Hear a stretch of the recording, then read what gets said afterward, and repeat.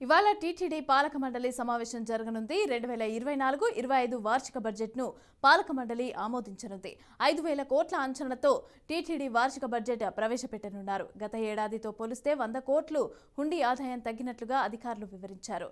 ఈ క్రమంలోనే టీటీడీ అధికారులు ఫిబ్రవరి నెలలో స్వామివారి ఆలయంలో నిర్వహించనున్న పర్వదినాలను గురించి ప్రకటించింది.